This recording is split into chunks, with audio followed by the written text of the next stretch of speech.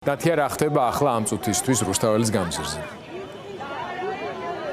ამ წუთისთვის რუსთაველის გამზირზე ისევ იკრიბებიან მოქალაქეები, რომლებიც 347 დღეა უკვე უწყვეტად გამოხატავენ საკუთარ პროტესტს პარლამენტის წინ. ეს არის სწორედ შეკრების მთავარი ადგილი მთელი ამ პერიოდის განმავლობაში და მე გაჩვენებთ ჯერ ვიდრე სტუმრებთან გადავალ შეკითხვით გაჩვენებთ რა ხდება. მე დაახლოებით 1 კვირა უკვე შინაგან საქმეთა სამინისტრო საკუთარი დანაყოფები გამოყავს და აყენებს უშუალოდ მომიტინგეების პირისპირ არ გადავიდნენ ისინი გზისავალ ნაწილზე. დღესაც ისევე როგორც წინა დღეებში ძალიან ბევრი პოლიციელია პარლამენტის მიმდებარე ტერიტორიაზე და აქციის მონაწილეები კონცენტრირებულები არიან ძირითადად პარლამენტის წინ ტროტუარზე.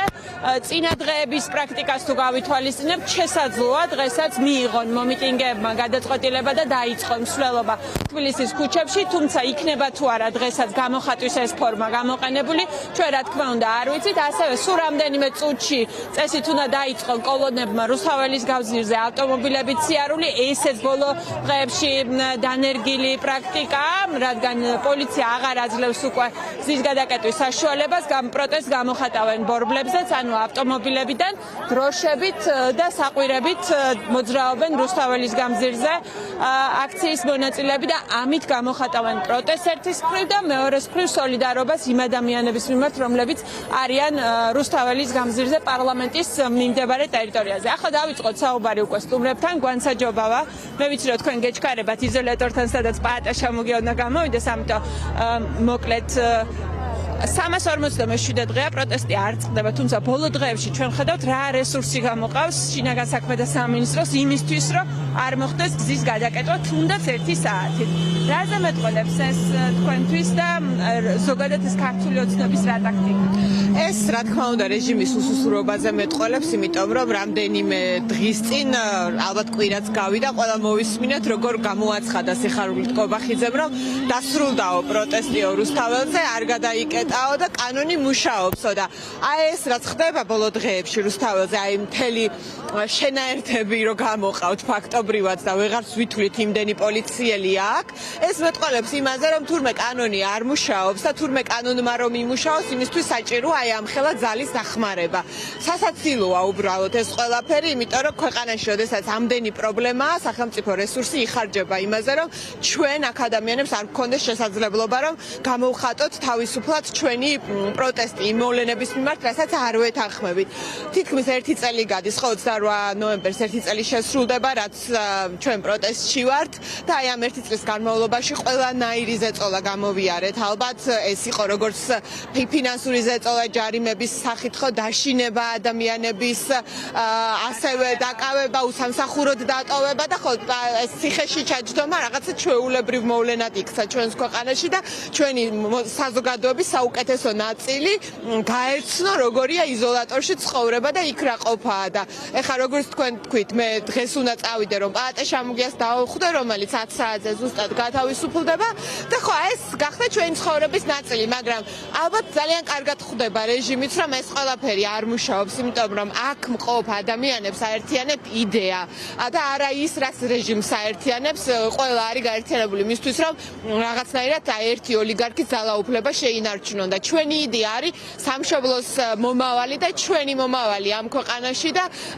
ჩვენი სამშობლოს თავისუფლება. შესაბამისად შეუძლებელია, რომ აი ამ სასაცილო მართლა დასაცინი მეთოდებით და დასაცინად აქციას სხვადასხვა პოლიციას გუშინაც ვნახეთ, როგორ წინ და უკან აი არასერიოზულია, რომ დაარბენინებენ ასევე საკუთარ მოქალაქეებს და მართლა რაღაც ზოგჯერ თანაგრძნობა გვიჩნდება, რომ აი ასეთი სახე არ უნდა ჰქონდეს პოლიციას.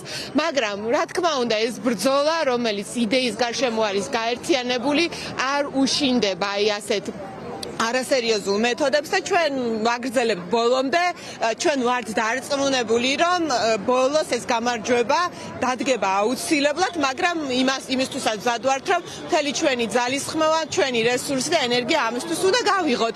შეთანხმებული ვართ აი ესე რაღაცის ხელმოუწერლად ამაზე, ვინც აქვთ გავართ და მოკლედ ვდგავართ ბოლომდე. მადლობა.